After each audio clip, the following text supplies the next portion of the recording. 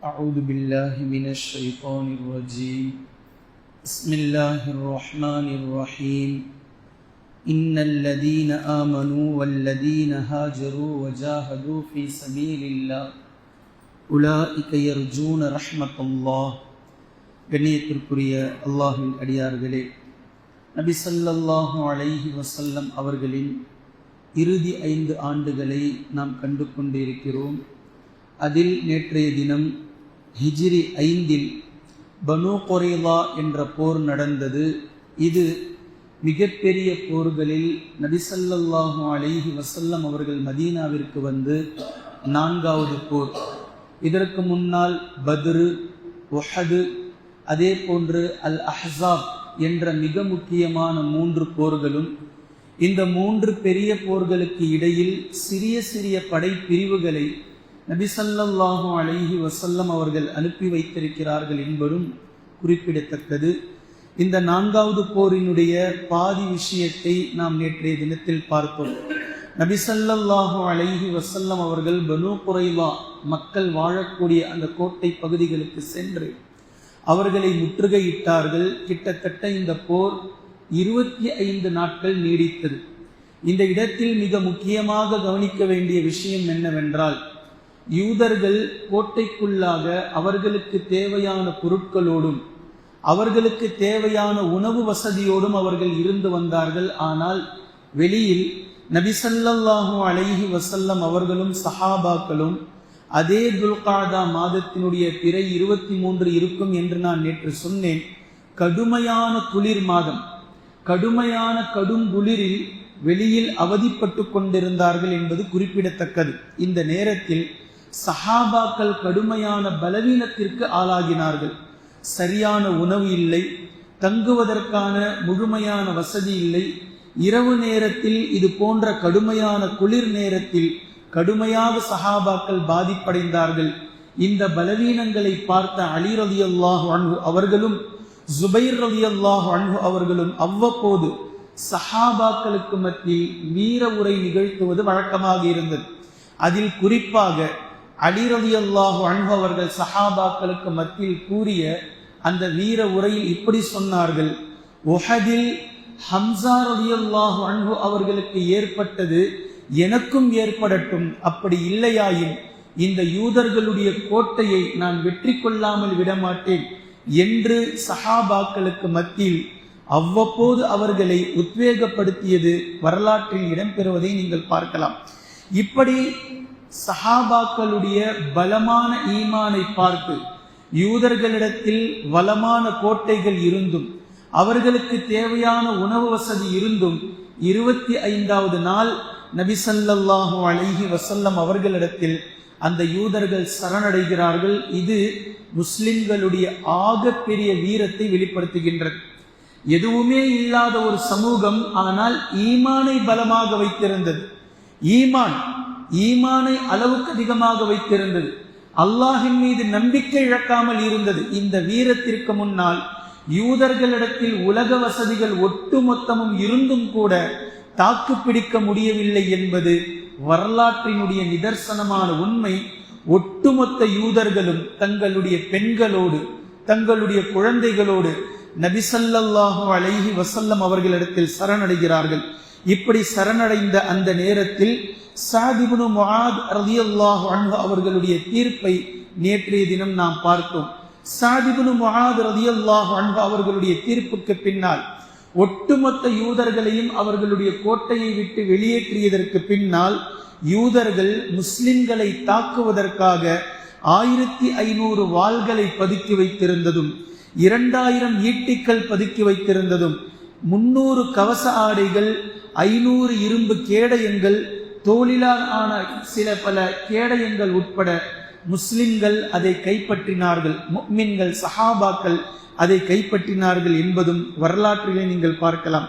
இதே போன்று நபி ஸல்லல்லாஹு அலைஹி வஸல்லம் அவர்கள் நேற்றைய தினம் நாம் பார்த்ததை போன்று ஆண்களில் இருக்கக்கூடிய அந்த யூதர்களை இப்படி ஒரு வார்த்தை பதிவு செய்கிறார்கள்: முடிமுளைத்தவர்களை கொன்று விடுங்கள், முடி முளைக்காதவர்களை விட்டுவிடுங்கள் என்று நபி ஸல்லல்லாஹு அலைஹி வஸல்லம் அவர்கள் கூறினார்கள். அதாவது மேஜரானவங்களை கொன்றுருங்க, ஆண்களில் ஆண்களில் எவர்கள் மேஜரோ அவர்களை கொன்றுவிடுங்கள், எவர்கள் மைனரோ அவர்களை விட்டுவிடுங்கள் என்பது அல்லாஹ்வின் தூதர் ஸல்லல்லாஹு அலைஹி வஸல்லம் அவர்களுடைய கட்டளை. நபி அவர்களுடைய கட்டளைக்கு இணங்க சிறுவர்களையும் பெண்களையும் தவிர ஒட்டுமொத்தமான மேஜரான யூதர்களையும் கிட்டத்தட்ட 600 700 வரை உள்ள மக்களை மதீனாவினுடைய கடை ஓரத்தில் ஒரு மிகப்பெரிய பள்ளத்தாக்கை தோண்டி அதற்குள்ளாக அழைத்து செல்லப்பட்டு ஒவ்வொருவராக இருவராக கழுத்து அறுக்கப்பட்டு கொல்லப்பட்டு அந்த புதைக்குழியிலேயே அவர்கள் புதைக்கப்பட்டார்கள் என்பது வரலாறு. இப்ப இந்த இடத்தில் உன்னிப்பாக நாம் கவனிக்க வேண்டிய விஷயம் என்னவென்றால், இதே யூதர்களுடைய சரணடைந்த அந்த கூட்டத்தில் நவீர் இனத்தைச் சேர்ந்த ஹை இப்னு அக்தப் என்ற ஒரு கொடியனும் இருந்தான். எப்படி குறைஷிகளில் அபூலஹப் அபூஜஹல் என்பவன் போன்றவர்கள் மிகப்பெரிய கொடியவர்களோ, இதே போன்று யூதர்களுடைய வரிசையில் மிகப்பெரிய கொடியவர்களில் இந்த ஹை இப்னு அக்தப் என்பவனும் ஒருவன். இவனும் கழுத்துக்களிலும் கைகளிலும் சஹாபாக்கள் சங்கிலி பிணைத்து அவனை கட்டி வைத்திருந்தார்கள். அவன் நபி ஸல்லல்லாஹு அலைஹி வஸல்லம் அவர்களிடத்தில் அழைத்து வரப்பட்டான். எப்படி அபூஜஹல் தன்னுடைய கடைசி நேரத்தில், அதாவது 2 சிறுவர்கள் முஆத் முஅவ்வித் என்ற டீனேஜ் சிறுவர்கள் சஹாபாக்களில் ரலியல்லாஹு அன்ஹுமா அபூஜஹலினுடைய குதிரையை ஒருவரும் அபூஜஹலை ஒருவரும் வெட்டியதற்கு பின்னால் அப்துல்லா இப்னு மஸ்ஊத் ரலியல்லாஹு அன்ஹு அவர்கள் அவனை கொல்வதற்காக கடைசியாக வரும்போது அபூஜஹல் குற்றுயிராக கடந்தான். அந்த எப்போ நான் பத்ர் களத்தை சொல்றேன் ஒரு ஊமையாக, அந்த நேரத்தில் அப்துல்லா இப்னு மஸ்ஊத் ரலியல்லாஹு அன்ஹு அவர்கள் அபூஜஹலுடைய நெஞ்சின் மீது ஏறி அமர்ந்து, அபூஜஹல் மிகுந்த பலசாலி, மிகப்பெரிய உடல்வாகு கொண்டவன். அப்துல்லா இப்னு மஸ்ஊத் ரலியல்லாஹு அன்ஹு அவர்கள் மிகவும் குறைந்த உடல் கொண்டவர்கள். அப்போ அவனுடைய நெஞ்சின் மீது ஏறி அமர்ந்து, அல்லாஹ்வினுடைய எதிரியே, அல்லாஹ்வினுடைய விரோதியே, நீ எதை வாக்களித்தாயோ அதை இப்போது நீ பெற்றுக்கொண்டாய், எங்களுக்கு அல்லாஹு தஆலா எதை வாக்களித்தானோ அதை நாங்கள் பெற்றுக்கொண்டோம் என்று சொல்லி கழுத்தை அறுத்து எடுத்துக்கொள்ளக்கூடிய அந்த நேரத்தில் அபூஜஹல் அப்போதும் சொன்னான், என்னுடைய கழுத்தை அறுத்து எடுக்கப் போகிறாயா? என்னுடைய கழுத்தை மட்டும் அறுத்து எடுக்காதே, கொஞ்சம் என்னுடைய நெஞ்சு பகுதியையும் சேர்த்து அடுத்து எடு. நபி அவர்களுக்கு முன்னால், முஹம்மதுக்கு முன்னால் எங்களுடைய தலைவர்களை நீங்கள் கொண்டு சென்று தலைகளை வைப்பீர்கள், அதற்குத்தானே நீங்கள் எடுக்கிறீர்கள். என்னுடைய நெஞ்சு பகுதியையும் சேர்த்து எடு. எல்லா தலைவர்களையும் தலைகளாக வைக்கும் போது என்னுடைய தலை மட்டும் கொஞ்சம் உயரமாக தெரிய வேண்டும் என்று சொன்னான். அதாவது செத்ததுக்கு அப்புறமும் கூட அவனுடைய பெருமை குறையில, சாக போறான், தலையை கழுத்தோடு எடுத்துக்கிட்டு போகாத, எல்லா தலைவர்களுடைய தலையோடும் என்னுடைய தலையும் ஒன்னாக தெரியும். செத்து வைக்கப்படக்கூடிய அந்த தலையில் எப்படி இருக்க வேண்டும், என்னுடைய தலை மட்டும் கொஞ்சம் உயரமாக தெரிய வேண்டும் முஹம்மதுக்கு முன்னால் அப்படின்னு சொல்லி அப்துல்லா இப்னு மஸ்ஊத் ரலியல்லாஹு அன்ஹு அவர்களிடத்தில் அபூஜஹல் சொன்னதை வரலாற்றிலே நீங்கள் பார்க்கலாம். நபி அவர்கள் சொன்னார்கள், அபூஜஹல் இந்த சமூகத்தினுடைய ஃபிரௌன் என்று கூறினார்கள். எப்படி மூசா அலைஹிஸ்ஸலாம் அவர்களுக்கு ஃபிரௌன் இருந்தானோ, இந்த சமூகத்தின் ஃபிரௌன் அபூஜஹல் என்று கூறினார்கள். இதே போன்றுதான் குறைஷிகளில் எப்படி அபூஜஹல் மிகப்பெரிய கெட்டவன் கொடியவனாக இருந்தானோ, பெருமையில் கொஞ்சம் கூட குறையாமல் அவன் இருந்தானோ, இதே போன்றுதான் யூதர்களில் ஹை இப்னு அக்தப் என்பவனும் கொடியவனாக இருந்தான். இவன் பிணை கைதியாக பிடிக்கப்பட்டு கழுத்திலும் காலிலும் அவனால் சங்கலியால் பிணைக்கப்பட்டு அல்லாஹ்வின் தூதர் ஸல்லல்லாஹு அலைஹி வஸல்லம் அவர்களிடத்தில் இழுத்து கொண்டு வரப்பட்டது. அப்போது அந்த நேரத்தில் அவன் நபி ஸல்லல்லாஹு அலைஹி வஸல்லம் அவர்களிடத்தில் சொன்னான், உன்னை பகைத்து கொண்டதற்காக நான் என்னை இழக்கவில்லை. நபி அவர்களை பார்த்து அவன் பேசுறான் பெருமையோடு, உன்னை பகைத்து கொண்டதற்காக நான் என்னை இழக்கவில்லை, மாறாக எனக்கு அல்லாஹோடு மோதியதால் எனக்கு இந்த நிலைமை ஏற்பட்டிருக்கிறது என்று எனக்கு தெரியும். நபி அவர்களிடத்தில் பெருமையோடு பேசுகின்றான், உன்னை பகைத்து கொண்டதினால் நான் என்னை இழக்கவில்லை, மாறாக அல்லாஹோடு மோதியவன் ஒருபோதும் வெற்றி பெற மாட்டான், அவன் தோற்று போவான் என்பது எனக்கு தெரியும். அதாவது நபி அவர்களின் முன்னால் தன்னுடைய தோல்வியை ஒத்துக்கொள்ளாமல் அல்லாஹோடு இணைக்கிறாராம் அவர். கடைசி நேரத்துல அதை அவர் பேசுறார். அதே மாதிரி மக்களை பார்த்து பேசுறார். இந்த பக்கம் முஃமின்கள் இருக்கிறாங்க, அந்த பக்கம் யூதர்கள் இருக்கிறாங்க. அவங்கள பார்த்து அவன் பேசுகின்றான், அல்லாஹினுடைய கட்டளையை பற்றி நான் கவலைப்படவில்லை. அல்லாஹுடைய கட்டளை என்ன அப்படின்றது நான் ஒரு நாளும் கவலைப்படவில்லை. இது போன்ற சோதனைகளும் போர்களும் இஸ்ரவேலர்களுக்கு வரத்தான் செய்யும் என்பது எனக்கு நல்லா தெரியும். நான் என்ன பேசுறேன்றது புரியுதா? உங்களால புரிஞ்சுக்க முடியுதா இந்த சப்ஜெக்ட்? இன்னைக்கு நெதன்யாஹு என்ன பேசுறாரோ அதை தான் அன்னைக்கும் பேசி இருக்கிறான். அதாவது தங்களை புனிதர்களாக காட்டிக்கொள்வது, இஸ்ரவேலர்கள் என்று அவன் தன்னை காட்டிக் கொள்கின்றான். முகம்மதோடு தோற்று போனோம் என்பது தோல்வியாக அவன் ஒப்புக்கொள்ளல. அல்லாஹ் இஸ்ரவேலர்களுக்கு இது போன்ற சோதனைகளை கொடுப்பான் என்று தான் தோற்று போவதை சோதனையாக அவன் மக்களுக்கு முன்னாடி எடுத்து வைக்கிறான். நாம் முஸ்லிமாக மாறி இருந்தால், நபி அவர்களை ஏற்றி இருந்தால் உண்மை மார்க்கத்தை நாம் பின்பற்றி இருப்போம் என்று அதை அவன் ஒப்புக்கொள்ளாமல், கடைசி நேரத்தில் கூட அல்லாஹ் இஸ்ரவேலர்களுக்கு மிகப்பெரிய சோதனைகளை தருவான் என்று எனக்கு தெரியும் என்பதை அவன் கடைசியில் சொல்லி, பின்பு நபி ஸல்லல்லாஹு அலைஹி வஸல்லம் அவர்கள் அவனுடைய கழுத்தை அறுக்க கட்டளையிட்டார்கள். அவனும் அறுக்கப்பட்டு கொல்லப்பட்டு புதைக்கப்பட்டான் என்பதை நீங்கள் பார்க்கலாம். இவன் யார் என்றால் நபி ஸல்லல்லாஹு அலைஹி வஸல்லம் அவர்களுடைய மனைவி, நம்முடைய அன்னை சஃபியா ரலியல்லாஹு அன்ஹா அவர்களுடைய தந்தை இவன்தான். இவனுடைய மகளைத்தான் நபி ஸல்லல்லாஹு அலைஹி வஸல்லம் அவர்கள் திருமணம் செய்ய போகிறார்கள். இன்ஷா அல்லாஹ் பின்னாடி நம்ம பார்ப்போம். அதை இவன் தான் மிகப்பெரிய கொடியவனாக இந்த யூதர்களில் இருந்தான் என்பதும் நீங்கள் குறிப்பிட்டு இதை பார்த்து கொள்ள வேண்டும். அதே போன்று ஹல்லாத் இப்னு சுவைத் ரலியல்லாஹு அன்ஹு என்ற தோழரை இந்த பனு குரைலா போரில் ஒரு யூத பெண்மணி மாவாட்டக்கூடிய ஒரு திருகை கல்லினால் இந்த நபி தோழரை கொன்று இருந்தார்கள். நபி ஸல்லல்லாஹு அலைஹி வஸல்லம் அவர்கள் இந்த பெண்ணை பழி தீர்த்தார்கள். அதாவது அந்த பெண்ணையும் கொன்று புதைக்கப்பட்டார்கள். கொலைக்கு கொலை பழி தீர்க்க வேண்டும். அந்த கட்டத்தில் இவர்கள் கொல்லப்பட்டார்கள் என்பதும் இந்த இடத்தில் நீங்கள் பார்க்கலாம். அதே போன்று சிறுவர்களாக இருந்த அந்த சிறுவர்களில் அத்தியா என்ற ஒரு யூதர் சிறுவராக இருந்ததினால் அவர் மன்னிப்பு வழங்கி அவர் உயிரோடு விடப்பட்டார்கள்.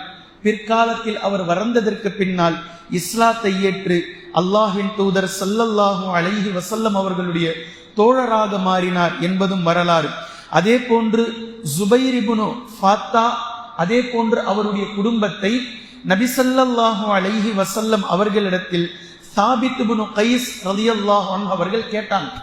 சாபித் இப்னு கைஸ் ரலியல்லாஹு அன்ஹு என்ற சஹாபி ஜுபைர் இப்னு ஃபாத்தா என்ற ஒரு யூத தோழரையும் அவருடைய குடும்பத்தார்களையும், நபியே இவர்களை என்னிடத்தில் நீங்கள் ஒப்படைத்து விடுங்கள் என்று கேட்கிறாங்க. என்ன காரணம் அப்படின்னா, இந்த ஜுபைர் என்பவர் நபி ஸல்லல்லாஹு அலைஹி வஸல்லம் அவர்களுடைய தோழரான ஒரு சஹாபியான சாபித் இப்னு கைஸ் ரலியல்லாஹு அன்ஹு அவர்களுக்கு நிறைய உதவிகளை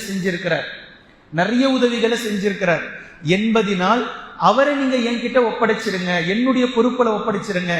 இவர் விஷயத்தில் நான் என்ன தீர்ப்பு வழங்குறேனோ அதை நபி அவர்கள் ஏற்றுப்பாங்க. சப்ஜெக்ட் புரியுதுங்களா?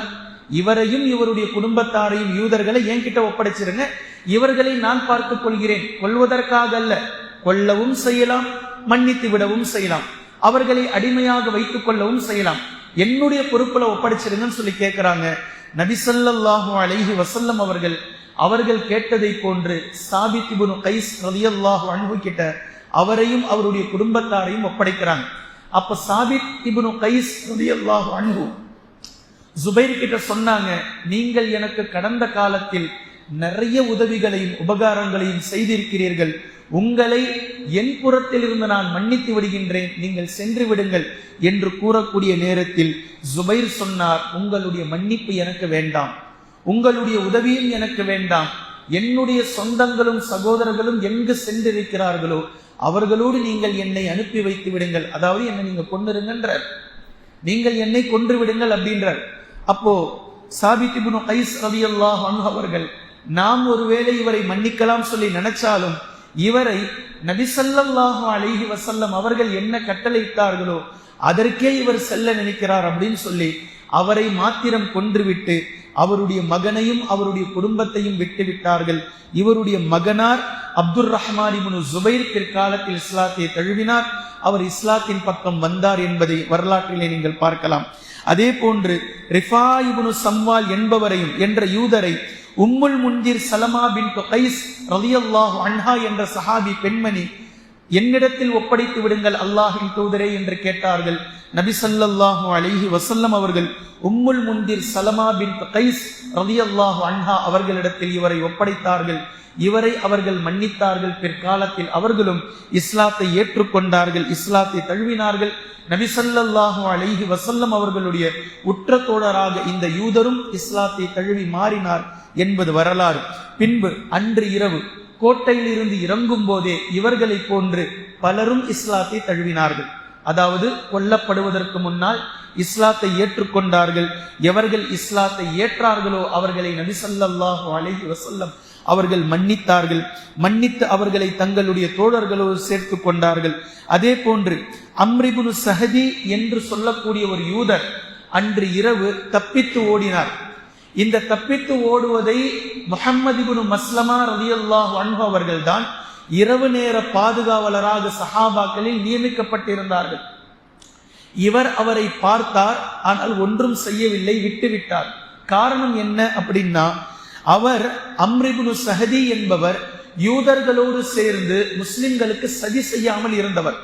யூதர்களாக இருந்தார், யூதர்களோடு வாழ்ந்தார். ஆனால் முஸ்லிம்களுக்கு சதி செய்யும் போது யூதர்களுடைய கூட்டத்தார்களோடு இவர் அந்த சதியில் கலந்து கொள்ளாததினால் இவரை விட்டுவிட்டார். நபி ஸல்லல்லாஹு அலைஹி வஸல்லம் அவர்களிடத்தில் இது பற்றி கூறப்பட்டது. நபி அவர்கள் அதை கண்டு கொள்ளாமல் விட்டு தள்ளுங்கள் என்று நபி அவர்களும் விட்டுவிட்டார்கள். இவர் பின்னாடி எங்க போனாரு, என்ன ஆனார் என்பது வரலாற்றில் இடம்பெறவில்லை.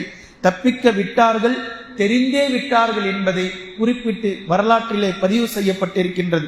அதே போன்று நபி ஸல்லல்லாஹு அலைஹி வஸல்லம் அவர்கள் ஒட்டுமொத்த யூதர்களையும் அவர்களுடைய கோட்டையில் இருந்து வெளியேற்றியதற்கு பின்னால் அவர்களுடைய ஒட்டுமொத்த அந்த கனீமத் பொருட்களையும் 1/5 அல்லாஹுக்கும் அல்லாஹுடைய தூதருக்கும் பங்கு வைத்துவிட்டு, இதுதான் போருடைய சட்டம். இதை கடந்த வருஷமும் நம்ம சொன்னோம். வஅலமு அன்னமா கனிம்தும் ஹும்ஸுஹு லில்லாஹி வலிர் ரசூல். அல்லாஹ்வினுடைய வசனம், போரில் பங்கு பெற்று அந்த போரில் ஜெயித்தால் வரக்கூடிய அந்த பங்கில் 1/5 அல்லாஹுக்கும் அல்லாஹுடைய தூதர் ஸல்லல்லாஹு அலைஹி வஸல்லம் அவர்களுக்கும் ஒதுக்கிவிட வேண்டும். மீதியை சஹாபாக்களுக்கு நபி அவர்கள் பங்கு வைப்பார்கள். இதே போன்றுதான் யூதர்களுடைய குதிரைகளையும் யூதர்களுடைய பொருட்களையும் யூதர்களுடைய ஈட்டிகளையும் வாட்களையும் நபி ஸல்லல்லாஹு அலைஹி வஸல்லம் அவர்கள் 1/5 பங்கை நபி அவர்களுக்காக ஒதுக்கி வைத்துவிட்டு மீதத்தை சஹாபாக்களுக்கு பங்கு வைத்தார்கள். இதில் குறிப்பாக கைதிகளாக பிடிக்கப்பட்ட பெண்களையும் அதே போன்று பிள்ளைகளையும் ஒட்டுமொத்தமான கைதிகளாக ஸஅத் இப்னு ஸைத் ரலியல்லாஹு அன்ஹு அவர்களிடத்தில் ஒப்படைத்து அவர்களோடு சில சஹாபாக்களையும் நியமித்து இவர்களை கொண்டு சென்று நஜ்திலே சென்று விற்று வாருங்கள் என்று சொன்னார்கள். யூத பெண்களும் யூத பிள்ளைகளும் கைதிகளாக பிடிக்கப்பட்டு ஸஅத் இப்னு ஸைத் ரலியல்லாஹு அன்ஹு அவர்களுடைய தலைமையில் சஹாபாக்கள் கொண்டு சென்று நஜ்திலே விற்று அதற்கு பகரமாக குதிரைகளையும் வாட்களையும் கேடயங்களையும் வாங்கி வந்தார்கள் என்பதையும் நீங்கள் பார்க்கலாம். இந்த பெண்களில் ஒருவரான ரைஹா பின்த் அம்ர் இப்னு குனாஃபா கைதியில் பிடிக்கப்பட்ட ஒரு பெண்மணி. இவரை மாத்திரம் அல்லாஹ்வின் தூதர் ஸல்லல்லாஹு அலைஹி வஸல்லம் அவர்கள் தங்களுடைய பங்காக எடுத்துக்கொண்டார்கள். இவர்களை பற்றி 2 விதமான கருத்துக்கள் இருக்கின்றது. இவர்கள் நபி ஸல்லல்லாஹு அலைஹி வஸல்லம் அவர்களோடு நபி அவர்களுடைய மௌத்து வரைக்கும் கடைசி வரைக்கும் நபி அவர்களோடு இருந்தார்கள் என்பது இப்னு ஹிஷாமில் நபி ஸல்லல்லாஹு அலைஹி வஸல்லம் அவர்களுடைய வரலாற்றில் பதிவு செய்யப்பட்டிருக்கின்றது. இன்னொரு கருத்து, நபி ஸல்லல்லாஹு அலைஹி வஸல்லம் அவர்களோடு இவர்கள் மனைவியாக மாறினார்கள். நபி அவர்கள் இவரை உரிமை விட்டு நபி அவர்கள் இவர்களை மணந்து கொண்டார்கள், திருமணம் செய்து கொண்டார்கள். நபி அவர்கள் ஹஜ்ஜுக்கு சென்று திரும்பி வரும்போது, ஹஜ்ஜிலே இவர்கள் வஃபாத்தானார்கள். திரும்பி வரும்போது நபி ஸல்லல்லாஹு அலைஹி வஸல்லம் அவர்கள் இவர்களை பக்கீலே கொண்டு வந்து அடக்கம் செய்தார்கள் என்பதையும் நீங்கள் வரலாற்றிலே பார்க்கலாம். நபி ஸல்லல்லாஹு அலைஹி வஸல்லம் அவர்களுக்கு 11 திருமணம் நடந்தது வெளிப்படையாக எல்லோருக்கும் தெரியும். அதில் நபி அவர்கள் உயிரோடு இருக்கும் போது 2 மனைவிமார்கள் இறந்து போனார்கள். மீதம் 9 மனைவிமார்கள் நபி அவர்களுடைய வஃபாத்துக்கு பின்னால் இறந்தார்கள் என்பது வெளிப்படையான ஹதீஸின் மூலமாக நாம் பார்க்கிறோம். ஆனால் இந்த 11 திருமணத்தை தாண்டி நபி ஸல்லல்லாஹு அலைஹி வஸல்லம் அவர்களுக்கு 13 திருமணம் நடந்திருக்கிறது என்றும் 15 திருமணம் நடந்திருக்கிறது என்பதும் வரலாற்றில் கருத்து வேறுபாடோடு நாம் பார்க்கிறோம். மீதமுள்ள 4 திருமணங்களில் கட்டுப்பட்டதுதான் இந்த குனாஃபா என்ற பெண்மணியும் சேர்ந்தது. இதை ஞாபகம் வச்சுக்கணும்ன்றதுக்காக சொல்றேன். மீதமுள்ள 11 திருமணம் அல்லாத மீதமுள்ள 4 திருமணத்துல தான் மஅரிஃபத்துல் கிப்தியா என்ற ஒரு அடிமை பெண்மணி இருந்தாங்க. யா அய்யுஹன் நபியு லிம துஹர்ரிமு மா ஹல்லல்லாஹு லக் அப்படின்ற அந்த சூரத்து தஹரீம் வசனம் வருது இல்ல, இந்த மஅரிஃபத்துல் கிப்தியா கூட நபி அவர்கள் இருந்ததை நபி அவர்களுடைய மனைவிமார்களில் ஒருவர் பார்த்து தான் பிரச்சனையாச்சு, சண்டை போட்டுக்கிட்டாங்க. அந்த நேரத்தில் தான் நபி அவர்கள் தங்களுடைய மனைவியை திருப்திப்படுத்த இனி நான் தேனை அருந்த மாட்டேன் என்று நபி அவர்கள் சத்தியம் செய்தார்கள். இந்த 4 திருமணம் 11 திருமணம் இல்லாத 4 திருமணத்தில் தான் மஅரிஃபத்துல் கிப்தியா ரலியல்லாஹு அன்ஹா அவர்களும் இந்த குனாஃபா என்ற இந்த ரைஹானா பின்த் குனாஃபா என்ற இந்த பெண்மணியும் இதில் வருவார்கள் ரலியல்லாஹு அன்ஹுமா என்பதை நீங்கள் புரிந்து கொள்ள வேண்டும். அதே போன்று இதில் மிக முக்கியமாக ஹல்லாத் இப்னு சுவைத் ரலியல்லாஹு அன்ஹு அவர்களும் அபூ சினான் இப்னு மிக்சன் ரலியல்லாஹு அன்ஹு அவர்களும் இந்த பனு குரைலா போரில் ஷஹீதானார்கள், கொல்லப்பட்டார்கள் என்பதையும் நீங்கள் புரிந்து கொள்ள வேண்டும். அதே போன்று அபூ லுபாபா ரலியல்லாஹு அன்ஹு மதீனாக்கு போனாங்களே, நபி ஸல்லல்லாஹு அலைஹி வஸல்லம் அவர்கள் இவர்களை தூதரா அனுப்பினாங்க. தூதரா போய் என்ன ஏதுன்னு விசாரிச்சுட்டு வர சொல்லுங்கன்னு சொல்லி அனுப்பப்பட்ட அபூ லுபாபா நபி ஸல்லல்லாஹு அலைஹி வஸல்லம் அவர்கள் உங்களை கொன்று விடுவார்கள் என்ற ரகசியத்தை சொல்லி தான் நபி அவர்களுடைய திட்டத்தை சொல்லிவிட்டோமே என்று உளப்பூர்வமாக அஞ்சி பயந்து மஸ்ஜிதுன் நபவிக்கு போய், நபி அவர்கள் கிட்ட வராம மஸ்ஜிதுன் நபவிக்கு போய் தன்னைத்தானே கட்டிக்கொண்டு நபி அவர்கள் வந்து என்னை கழற்றி விடும் வரை, நபி அவர்கள் வந்து என்னை மன்னிக்கும் வரை நான் சாப்பிட மாட்டேன், நான் இதிலிருந்து வெளியே வர மாட்டேன் என்று சத்தியம் செய்து கொண்ட அந்த நேரம் அபூ லுபாபா ரலியல்லாஹு அன்ஹு அவர்களுடைய மனைவி தொழுகை நேரத்தில் மாத்திரம் வந்து அவிழ்த்து விடுவார்கள், தொழுகையை நிறைவேற்றிவிட்டு மீண்டும் மீண்டும் தன்னை கட்டிக்கொள்வார்கள். இதை நபி ஸல்லல்லாஹு அலைஹி வஸல்லம் அவர்களிடத்தில் சொல்லப்பட்டதற்கு பின்னால் நபி அவர்கள் இப்படி சொன்னாங்க, அவர் என்னிடத்தில் வந்து மன்னிப்பு கேட்டிருந்தால் நான் மன்னித்திருப்பேன், என்னிடத்தில் வராமல் அவராக மதீனாவிற்கு சென்றதினால் அல்லாஹ் அவரை பற்றி தீர்ப்பு கூறும் வரைக்கும் நான் அவரை பற்றி எதுவும் சொல்ல மாட்டேன் என்று நபி ஸல்லல்லாஹு அலைஹி வஸல்லம் அவர்கள் சொல்லிவிட்டார்கள். இந்த போர் முடிந்து மதீனாவிற்கு சென்றதற்கு பின்னால் அல்லாஹு தஆலா சூரத்து தௌபாவினுடைய பொது வசனத்தை இறக்கினான். முஃபஸ்ஸிரீன்கள் அந்த வசனத்திற்கு விளக்கம் தரக்கூடிய நேரத்தில் அபூ லுபாபாவினுடைய பாவ மன்னிப்பையும் அல்லாஹு தஆலா சேர்த்து அந்த இடத்தில் அருளினான். இதை உம்மு ஸலமா ரலியல்லாஹு அன்ஹா அவர்கள் அபூ லுபாபாவை அழைத்து, அபூ லுபாபாவே, அல்லாஹ்வின் புறத்திலிருந்து உங்களுக்கு மன்னிப்பு கிடைத்து விட்டது, நீங்கள் உங்களுடைய கட்டை அவிழ்த்துவிட்டு செல்லலாம் என்று சொல்லியும் அல்லாஹ்வின் தூதர் ஸல்லல்லாஹு அலைஹி வஸல்லம் அவர்கள் வந்து என்னுடைய கட்டை அவிழ்த்தால்தான் நான் இங்கிருந்து செல்லுவேன் என்று அபூ லுபாபா ரலியல்லாஹு அன்ஹு அவர்கள் கூறியதற்கு பின்னால் நபி ஸல்லல்லாஹு அலைஹி வஸல்லம் அவர்கள் சென்று அவர்களுடைய கட்டை அவிழ்த்து அவர்களை மன்னித்து அனுப்பி வைத்தார்கள் என்பதை நீங்கள் பார்க்கலாம். அதே போன்று இந்த போருக்கு பின்னால் தான் மிக முக்கியமான சஹாபி ஸஅத் இப்னு முஆத், ஸஅத் இப்னு முஆத் ரலியல்லாஹு அன்ஹு அவர்களுடைய பங்களிப்பு பத்ர் களத்தில் மிகவும் உன்னதமானது என்பதை நீங்கள் பார்க்கலாம். அன்சாரி தோழர்களிடத்தில் நபி ஸல்லல்லாஹு அலைஹி வஸல்லம் அவர்கள் ஆலோசனை செய்யும் போது அன்சாரிகளின் சார்பாக ஸஅத் இப்னு முஆத் எழுந்து நின்று உயர முழக்கமிட்டாங்களே, நபி ஸல்லல்லாஹு அலைஹி வஸல்லம் அவர்கள் ஸஅத் இப்னு முஆதுடைய அந்த வீர முழக்கத்தை கேட்டு நெகிழ்ந்து போனார்கள். நீங்கள் எங்களை அழைத்து கொண்டு கடலுக்குள் மூழ்கினாலும் ஏன் எதற்கு என்று கேட்காமல் நாங்கள் வந்து மூழ்குவோம். நீங்கள் எங்களை அழைத்து கொண்டு நஜ்து தேசத்தை தாண்டி புதருக்குள் முள்செடிக்குள் நீங்கள் அழைத்து சென்றாலும் ஏன் எதற்கு என்று கேட்காமல் நாங்கள் உங்களுக்கு பின்னால் வருவோம். அப்படி இருக்க நீங்கள் எங்களிடத்தில் கேட்க வேண்டுமா, அனுமதி கேட்க வேண்டுமா அப்படின்னு கேட்டாங்க. அதே போன்று எங்களிடத்தில் நீங்கள் எதை எடுத்துக்கொள்கிறீர்களோ அதை நாங்கள் பொருந்திக் கொள்கிறோம், நீங்கள் எதை எங்களுக்கு தருவீர்களோ அதை நாங்கள் பொருந்திக் கொள்கின்றோம், நீங்கள் எதை எங்களுக்கு தருகிறீர்களோ அதை விடவும் எங்களிடமிருந்து எதை நீங்கள் ஏற்றுக்கொள்கிறீர்களோ எடுத்துக்கொள்கிறீர்களோ அதுவே எங்களுக்கு விருப்பமானது என்று ஸஅத் இப்னு முஆத் கூறிய அந்த வார்த்தை எதை சொல்றாரு? கொடுப்பதற்கு ஒன்றும் இல்லை, எங்களுடைய உயிரை எடுத்துக்கொள்ளுங்கள் அப்படின்றத நேரடியா பேசுறார். எங்களுடைய உயிரை நீங்கள் எடுத்துக்கொள்ளுங்கள். அன்சாரிகளுடைய உயிரை எடுத்ததற்கு பின்புதான், அன்சாரிகளுடைய உடலில் ஓடக்கூடிய ரத்தம் இந்த தீனுக்காக ஊற்றியதற்கு பின்புதான் இந்த தீன் வளர்ச்சி அடையும், நீங்கள் பாதுகாக்கப்படுவீர்கள் என்று அல்லாஹ்வினுடைய நியதி இருக்குமானால் இதை சற்றும் தாமதிக்காமல், கொஞ்சமும் பின்தங்காமல் நாங்கள் அதை அப்படியே ஏற்றுக்கொள்வோம் என்று சஅத் இப்னு முஆத் பத்ருக்களத்தினுடைய அந்த பத்ருக்களத்திற்கு செல்லும் போது அவர்கள் இட்ட அந்த வீர முழக்கம் மிகவும் உன்னதமானது. நபி ஸல்லல்லாஹு அலைஹி வஸல்லம் அவர்கள் நெகிழ்ந்து போனார்கள். பின்பு நபி ஸல்லல்லாஹு அலைஹி வஸல்லம் அவர்கள் களத்திற்கு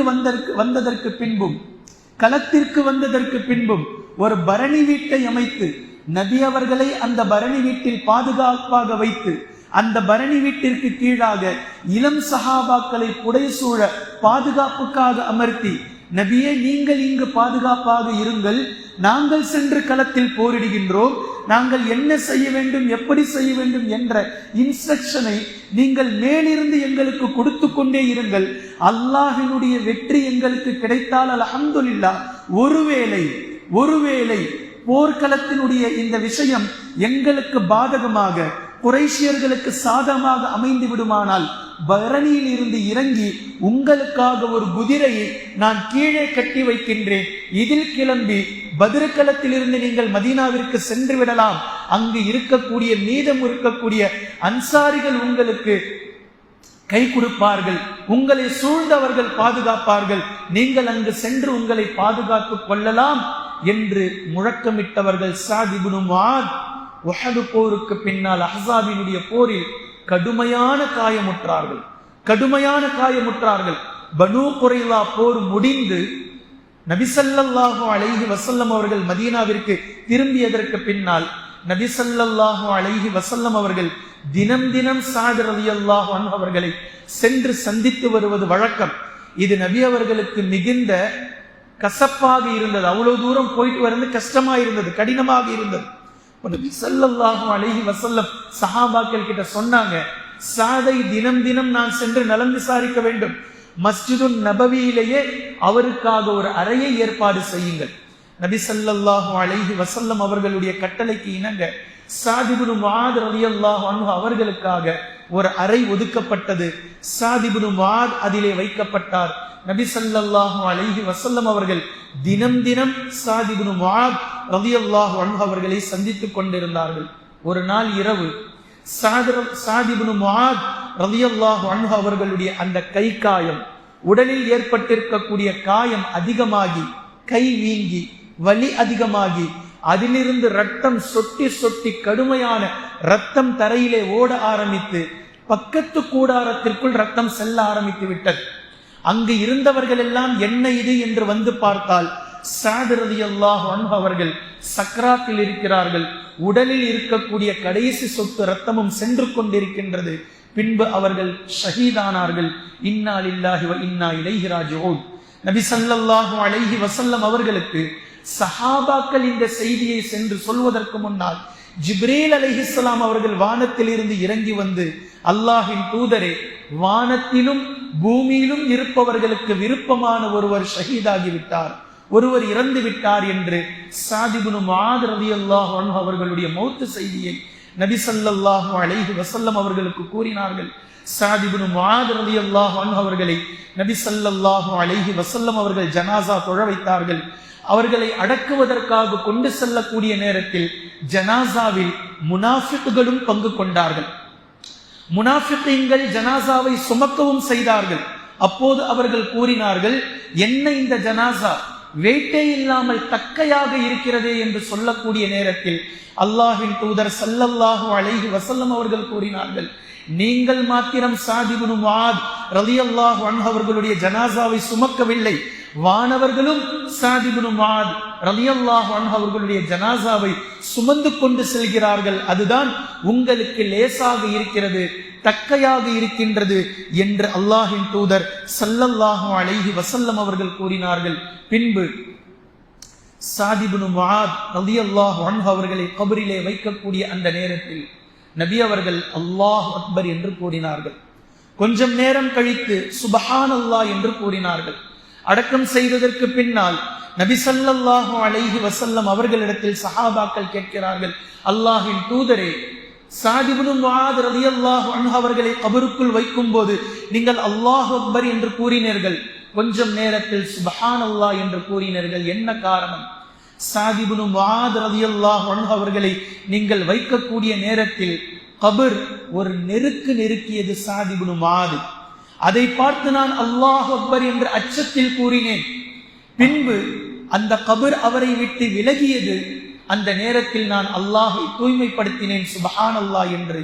இதை நபி ஸல்லல்லாஹு அலைஹி வஸல்லம் அவர்கள் இன்னொரு இடத்தில் கூறினார்கள், கபரில் வைக்கப்பட்ட எல்லோருக்கும் எப்படி சக்கராத்துடைய ஹாலத், சக்கராத்துடைய நிலைமை முஃமின் அல்லாதவர் எல்லோருக்கும் பொதுவானதோ, இதே போன்ற கபரில் வைக்கப்பட்ட எந்த உடலானாலும் அவர்களை கபர் ஒரு நெருக்கித்தான் அவர்களை கபர் அவர்களிலிருந்து விலகி செல்லும். ஒருவேளை யாரேனும் கபருடைய அந்த நெருக்கத்திலிருந்து கபர் நெருக்கக்கூடிய நெருக்கடியிலிருந்து விலகுவது விதிவிலக்காக இருக்குமானால் ஸஅத் இப்னு முஆதிற்கு அந்த விதிவிலக்கு கிடைத்திருக்கும் என்று அல்லாஹ்வின் தூதர் ஸல்லல்லாஹு அலைஹி வஸல்லம் அவர்கள் கூறிய இந்த செய்திகளை நீங்கள் ஸஹீஹுல் புகாரி, ஸஹீஹ் முஸ்லிமில் இந்த ஒட்டுமொத்த செய்திகளையும் ஒன்றாக நீங்கள் பார்க்கலாம். கண்ணியத்திற்குரிய அல்லாஹ்வின் அடியார்களே, இந்த போரில் இருந்து நமக்கு கிடைத்த மிகப்பெரிய விஷயம், மிகப்பெரிய படிப்பினை, முஸ்லிமுடைய சமூகம், முஃமினுடைய சமூகம் யூதர்களிடத்தில் எப்படி நடந்திருக்கிறார்கள், யூதர்கள் முஸ்லிம்களை கண்டு எப்படி அஞ்சி இருக்கிறார்கள், யூதர்கள் முஸ்லிம்களிடத்தில் எப்படி சரணடைந்திருக்கிறார்கள் என்ற வரலாற்றை பார்க்கக்கூடிய நேரத்தில் முஸ்லிம்களுடைய சமூகம், நாம் சஹாபாக்களுடைய வரலாற்றை பின்பற்றி வந்திருக்கக்கூடிய நாம் இன்று யூதர்களிடத்தில் கை கட்டி நிற்பவர்களாக நாம் இருக்கிறோம். யூதன் என்ன சட்டம் வைக்கிறானோ இதை சவுதி கை கட்டி கொண்டு இன்று கேட்கிறது. எப்படி வரலாறு மாறி இருக்கு பாருங்க. எப்படி இருந்தது 1400 வருஷத்துக்கு முன்னாடி? யூதர்கள் முஸ்லிம்களை கண்டு பயந்தார்கள். நபி ஸல்லல்லாஹு அலைஹி வஸல்லம் அவர்கள் என்ன சட்டம் வகுப்பார்களோ அவர்களுக்கு கீழாக யூதர்கள் இருந்தார்கள். வரலாற்றினுடைய உண்மை. ஏன், என்ன காரணம்? அல்லாஹும் அல்லாஹுடைய தூதரும் என்ன சொன்னார்களோ அதில் முஸ்லிம்கள் நிலையாக நின்றார்கள், அதில் முஸ்லிம்கள் உறுதியாக இருந்தார்கள். ஈமானில் எந்த தளர்வும் இல்லை, ஈமானை உறுதியாக கடைபிடித்தார்கள். ஆனால் அப்படியே இன்று உல்டாவாக ஈமானுடைய தளர்வு, பலவீனமான ஈமான், அல்லாஹும் அல்லாஹுடைய தூதர் ஸல்லல்லாஹு அலைஹி வஸல்லம் அவர்கள் எதை மார்க்கமாக நம்மிடத்தில் கொடுத்தார்களோ அதை தூக்கி எறிந்துவிட்டு நாம் மனம் போன போக்கில் உலகத்திற்கு பின்னால் செல்வதினால் அல்லாஹு தஆலா நமக்கு கொடுத்திருக்கக்கூடிய செருப்படி. இது மிகப்பெரிய தண்டனை. யூதன் என்ன சட்டம் வைக்கின்றானோ அதற்கு கீழாக முஸ்லிம்கள் இன்று வாழ்ந்து கொண்டிருக்கிறார்கள். யூதர்கள் அவன் என்ன சட்டம் போடுகின்றானோ, அவன் என்ன ஒப்பந்தம் எழுதுகின்றானோ அதற்கு முஸ்லிம்கள் சென்று கையெழுத்திட்டு வருகிறார்களே தவிர 59 இஸ்லாமிய நாடுகளும் சேர்ந்து யூதர்களையும் கிறிஸ்தவர்களையும் ஒப்புக்கொள்ள வைக்க முடியாத ஒரு நிலையில் இன்றைய நிலையை அல்லாஹு தஆலா நம்மை தண்டித்து வைத்திருக்கின்றான். அவ்வப்போது முஸ்லிம்களில் யாரேனும் சிலர் இஸ்லாத்தின் அடிப்படையில் வாழக்கூடியவர்களாக இருந்தால் அவர்களையும் முஸ்லிம் அல்லாத சமூகம் தீவிரவாதிகள் என்று சொல்வதற்கு முன்னால் முஸ்லிம்களே அவர்களை கட்டி தீர்க்கக்கூடிய நிலையை இன்று நீங்கள் பார்க்கலாம். ஹமாஸ் சகோதரர்கள், ஹூதி சகோதரர்கள், ஹிஸ்புல்லா சகோதரர்கள் இஸ்லாமிய அடிப்படையில் இப்படித்தான் நாம் இருக்க வேண்டும். யூதர்களுக்கு அடிப்பணிய தேவையில்லை, கிறிஸ்தவர்களுக்கு அடிப்பணிய தேவையில்லை. நியாயமான விஷயத்தில் ஒப்பந்தம் சரியானது. ஆனால் புனித ஸ்தலங்களை பாதுகாப்பதில் நமக்கு சரியான பங்கு அங்கு இருக்கின்றது என்று அவ்வப்போது அவர்கள் குரல் கொடுத்தாலும் கூட அவர்களையும் மற்றவர்கள் தீவிரவாதிகள் என்று சொல்வதற்கு முன்பே முஸ்லிம்கள் அவர்களுக்கு பாதகமாக நடப்பதை நீங்கள் காணலாம்.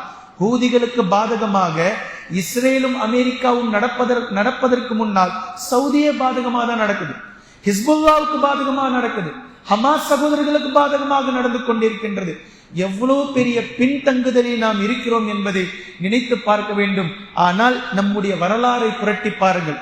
இந்த வரலாறை நாம மறந்துட்டோம். பனு குரைலா, கைனுகா, பனு நுலைர் இவர்களோடு அல்லாஹ்வின் தூதர் ஸல்லல்லாஹு அலைஹி வஸல்லம் அவர்கள் இந்த யூதர்களை எப்படி துண்டாடி இருக்கிறார்கள் என்ற வரலாறை நாம் மறந்து விட்டோம். ஆனா அவன் எழுதி வச்சிருக்கிறான், நெதன்யாஹு எழுதி வச்சிருக்கிறான். இதை அவ்வப்போது அவர்களுடைய இராணுவத்திடத்தில் எடுத்து வாசிக்கின்றான். 3500 ஆண்டுகளுடைய வரலாறு நம்முடைய வரலாறு. நாம் பலஸ்தீனுக்கு சொந்தமானவர்கள், நாம் இஸ்ரவேலர்கள், நாம் யூதர்கள், இப்ராஹிம் அலைஹிஸ்ஸலாமுடைய சந்ததிகள், நாம் தான் உயர்ந்த சமூகம், நம்மைத்தான் அல்லாஹு தஆலா உயர்த்தி வைத்திருக்கின்றான் என்று அவன் அவர்களுக்கு அவ்வப்போது பயான் செய்து கொண்டிருக்கிறான். நீங்க எடுத்து பாருங்க வரலாறு, இப்ப எடுத்து பாருங்க. இப்போதும் அப்போதும் எப்போதும் நெதன்யாஹு ராணுவத்துல போய் இதை பேசிக்கிட்டு இருக்கிறான். ஆனா நம்முடைய சமூகம் இஸ்லாத்தை எடுத்து பேசினால் இது இஸ்லாமிய மேடை அல்ல, இது வேறு மாதிரியான மேடை. ராணுவத்துல இஸ்ரவேலர்களுடைய ராணுவத்துக்கு அவன் இண்டுகிட்டு இதை பேசுறான். இந்த வரலாறு இப்ராஹிம் அலைஹிஸ்ஸலாமுடைய வரலாறை பேசுகின்றான், மூசா அலைஹிஸ்ஸலாமுடைய வரலாறை பேசுகின்றான், யூதர்கள் மதீனாவில் எப்படி விரட்டி அடிக்கப்பட்டார்கள் என்ற வரலாறை நபி ஸல்லல்லாஹு அலைஹி வஸல்லம் அவர்களை ஏற்றுக்கொள்ளாமல் நபி அவர்களால் முஸ்லிம்களால் யூதர்கள் எப்படியெல்லாம் இருந்தார்கள் என்பதை பற்றி நெதன்யாஹு இன்றும் ராணுவ தலைமையில் பேசிக் கொண்டிருப்பதை நீங்கள் காணலாம். எனவே கண்ணியத்திற்குரிய அல்லாஹ்வின் அடியார்களே, முஸ்லிம்களுடைய கண்ணியம் மிக உயர்வானது, முஸ்லிம்களுடைய அந்தஸ்து மிகவும் உயர்வானது. அல்லாஹு தஆலா இதை மீண்டும் அப்படியே திருப்பி கொடுப்பான். முஸ்லிம்களிடத்தில் அல்லாஹு தஆலா எதிர்பார்ப்பது ஒன்றே ஒன்றுதான், உங்களுடைய ஈமானை வலுவானதாக வையுங்கள், தளர்வடைய செய்யாதீர்கள். குர்ஆன் என்ன சொல்லி இருக்கின்றதோ அதை நடைமுறைப்படுத்த முயற்சி செய்யுங்கள். குர்ஆன் என்ன சொல்லி இருக்கின்றதோ அதை அப்படியே நீங்கள் பின்பற்றுங்கள். சுய ஒழுக்கத்தோடு நீங்களும் உங்களுடைய குடும்பத்தையும் உங்களுடைய ஊரையும் குர்ஆனின் அடிப்படையில் நீங்கள் வாழ வையுங்கள். அல்லாஹும் அல்லாஹுடைய தூதர் ஸல்லல்லாஹு அலைஹி வஸல்லம் அவர்களும் எதை சொல்லி இருக்கிறார்களோ அதன்படி வாழுங்கள், அதன்படி நடங்கள், அதையே நீங்கள் போதனையாக எடுத்துக்கொள்ளுங்கள். எல்லா சபைகளிலும் நீங்கள் முழங்க வேண்டியது குர்ஆனை மாத்திரம்தான், எல்லா சபைகளிலும் நீங்கள் பேச வேண்டியது குர்ஆனை மாத்திரம்தான் என்பதை அல்லாஹு தஆலா மிக தெளிவாக, அல்லாஹ்வின் தூதர் ஸல்லல்லாஹு அலைஹி வஸல்லம் அவர்கள் மிக தெளிவாக நமக்கு சுட்டிக்காட்டி இருக்கிறார்கள். எனவே கண்ணியத்திற்குரிய அல்லாஹ்வின் அடியார்களே, குர்ஆனையும் ஹதீஸையும் தெளிவாக பின்பற்றக்கூடியவர்களாகவும் அதை நடைமுறைப்படுத்தக்கூடியவர்களாகவும் அல்லாஹு தஆலா எந்த கண்ணியத்தை முஸ்லிம்களுக்கு வழங்கி இருக்கின்றானோ அந்த கண்ணியத்தை நாம் சொந்தமாக்கி கொள்ளக்கூடியவர்களாகவும், எல்லா நிலையிலும் எல்லா காலங்களிலும் இஸ்லாம் முஸ்லிம்களுக்கு அல்லாஹு தஆலா உயர்வைத்தான் தந்திருக்கின்றது, அந்த உயர்வை அல்லாஹ்விடத்தில் அடையக்கூடியவர்களாகவும் அல்லாஹ் நம்மை ஆக்குவானாக. சுப்ஹானக்கல்லாஹும்ம வபிஹம்திக அஷ்ஹது அல்லா இலாஹ இல்லா